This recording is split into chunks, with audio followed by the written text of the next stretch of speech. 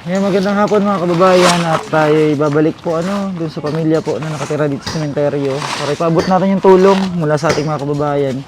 At tara po at bisitahin natin ulit sila sa kanilang tahanan para mabigyan natin sila ng tulong. Kawawa naman kasi sila at maraming kababayan natin yung naawa sa kanila.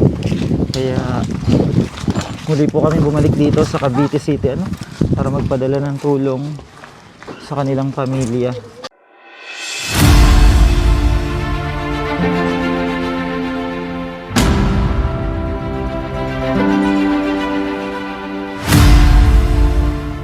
Babalik po tayo kila ate. Ay, ito yung anak ni ate. Nasaan mama mo? Ha? Ay, bahay. Tara, ito ay sa bahay nyo. Saan ba yung daan nun? Dito? Hello po, tay. Magandang hapon. Nandito po tayo. At pasyalan natin sila. Ito yung anak ni ate, Be, kamusta, be?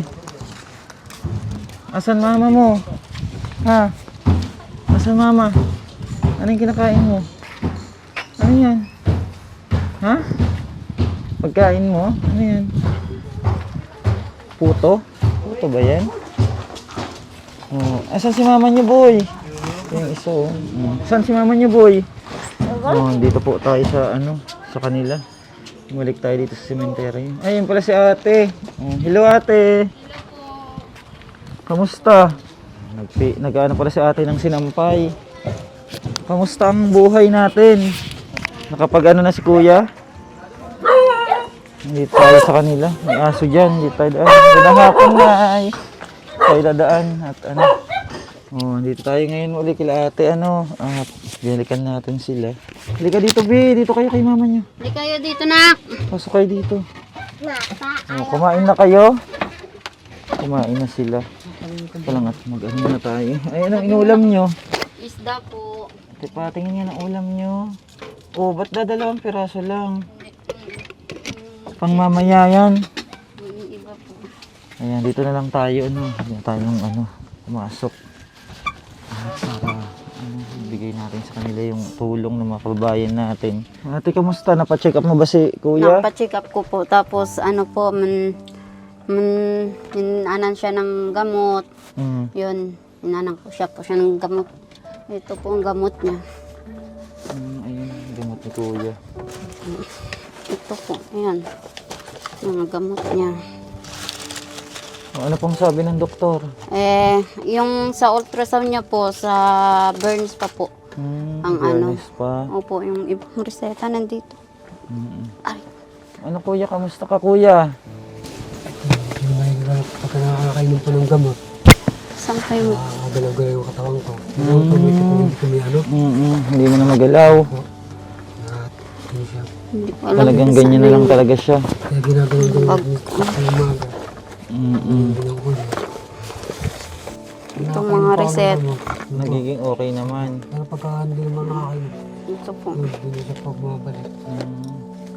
Ito yung mga Pala yung niya. reseta niya, napacheck up pala ni ate. Mm. At salamat sa ating mga kababayan at napacheck up na ni ate.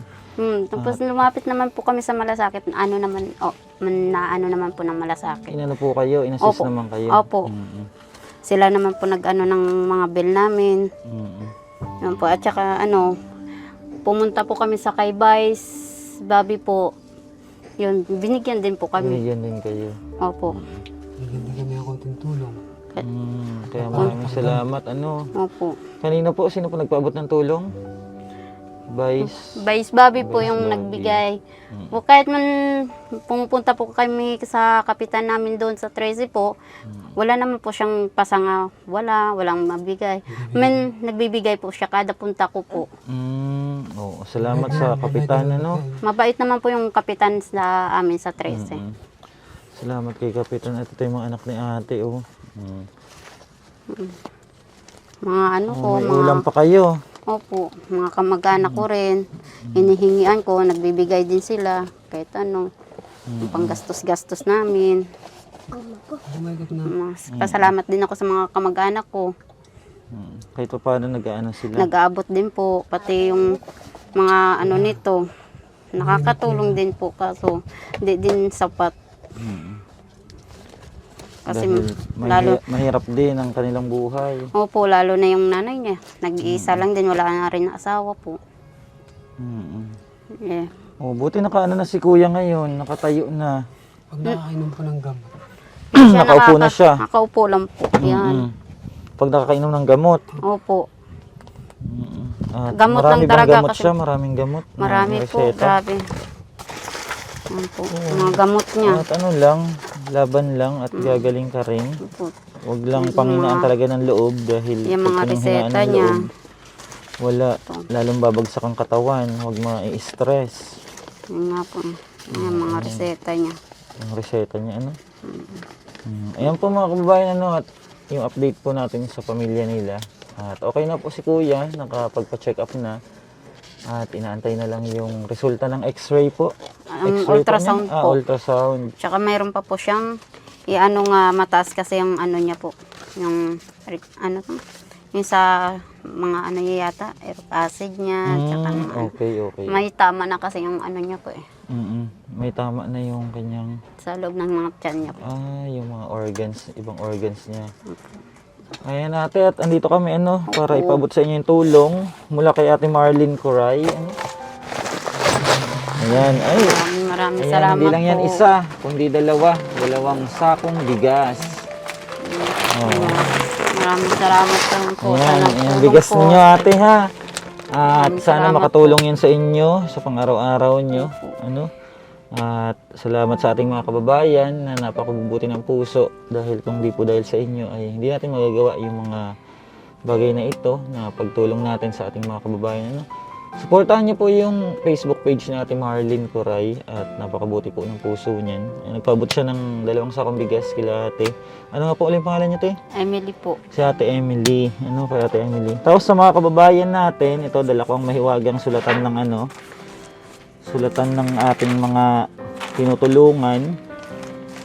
Ayan, dito po sa ating ano, ibibigay na cash kila ate. Ayan. Mula kay Ma'am ano, Anonymous, ano, ayaw niya naman kasi magpabanggit. Ayaw niya magpabanggit ng ano, kanyang pangalan. Ay nagpadala po siya ng 5,800 pesos, ano, 810. At kay Ma'am Jessica Rizada, nagpadala siya ng 500. At kay Ma'am Amor Robeso, 1,500. At kay Ma'am Joylene San Agustin from Hong Kong, nagbigay siya ng 500 pesos. At ang total po nito ay 8,300 pesos mula po sa ating mga kababayan. 8,300 pesos. 1, 2, 3, 4, 5, 6, 7, 8. Para daw po ito sa paggagamot ni Kuya at sa pangkain-kain nyo. At alam ko na malaking tulong ito para sa kanila. Ayun ate, akin na yung kamay. Ayun, sana pahalagahan nyo yung mga tulong na pinagkakalob sa atin ng ating mga kababayan na dahil bihira po yung mga kababayan natin na talagang nakakaramdam ng paghihirap ng kapwa din natin. Ayun. Ate, amin ang kamay mo. 1, 2, 3, 4, 5, 6, 7, 8. 8 at saka 100. 200, 300, o 8,300 pesos po ano yung mga nalikom natin na donasyon para kila ate para sa pagpapagamot ng kanyang asawa at panggastos-gastos dito sa kanilang tahanan. Ayan ate, anong masasabi mo? At ayan yung mga kababayan Salamat natin. po. Nasa ano po kami ng ganito. Andyan kayo. Tapos, maraming salamat po sa nagtulong ng ganito sa amin. Wala po kami talaga maanan. Nahirap po kami. Makabili po ako ng kahit makatayo lang po kami ng ano, kahit maliit na kubo-kubo dyan. Kasi ito po sa tiyain ng asawa ko. Wala kayong bahay? Wala po kaming bahay. Ayan, pasalamatan mo sila ate, yung mga kababayan natin. Maraming po salamat po sa nagtulong sa amin mga kabayan. Maraming po salamat. At saka mapagagamot ko na rin po ang asawa ko ulit. basta pag fight lang, laban lang sa buhay, at may binibigay si God na mga tao na maaari sa ating makatulong. And si Kuya naman, Kuya, pasalamatan mo yung mga kababayan natin. Maraming salamat po sa mga tumulong po sa amin. Na nandiyan po kayo. Talaga pong hirap na rin po ako makapagtrabaho dahil sa kamay ko. Gusto ko man magtrabaho, hindi na rin po talaga siguro maano. Dahil sa kamay ko po. Maraming salamat po sa sa amin, tumulong. Yun po. Yan kay Ate Marlene. Kay Ate Marlene po. Maraming. Kay Ma'am, check nga Kuya Uwa. Ayan yung mga nagpadala po sa kanila, no? Kay Ma'am Joylene San Agustin from Hong Kong, and Ma'am Amor Robeso, and Ma'am Jessica Rizada, at kay Ma'am na ayaw magpakilala, no? Thank you so much po, at napakabuti po ng inyong puso. And ate at pahalagahan yung mga pinatulog sa atin ng ating mga kababayan. Kahit sa panahon talaga ngayon, ang hirap kumita ng pera.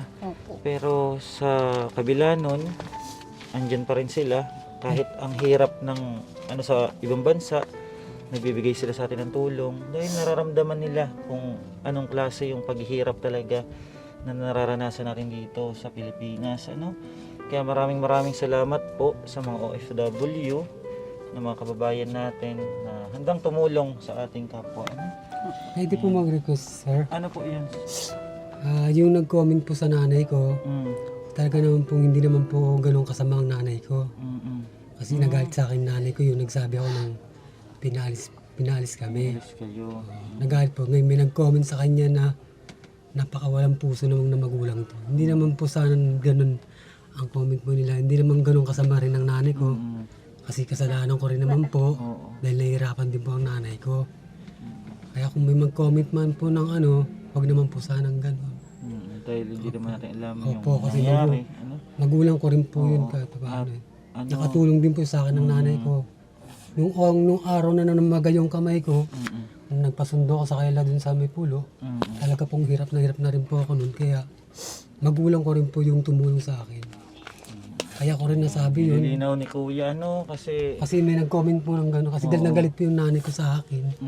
dahil sa nasabi mo na pinaalis kayo doon. Kumbaga sa sabi sa nanay ko, maghanap na muna kami ng tirahan. Pero hindi naman tayo atwal na pinaalis. Na pinalayas, hindi naman. May nag-comment po kanya ng Maganda at malinaw natin. At lang. At ganyan naman talaga mayroong mga bagay na hindi naman natin alam kung ano yung mga dahilan, kaya ang importante lang doon, malinawan, mabigyan ng linaw. Ayan, dito kayo, Bibi. Dito kayo. At tayo, pasalamat tayo sa mga kababayan natin. Halika, dali. Dito na. Halika dito. Okay, dito kayo, Bibi. Lang ha. Ayan, mga kababayan, maraming salamat po. Maraming salamat sa inyong lahat. Thank you so much. At pagpalain po kayo ng ating may kapal. Maraming salamat po, at isa na ng mga kababayan natin yung ating natulungan, at pagpalain po kayo. Salamat po ng maraming salamat talaga sa inyong lahat, mga kababayan. Thank you po, bye-bye. I love you all, mga kababayan. Salamat.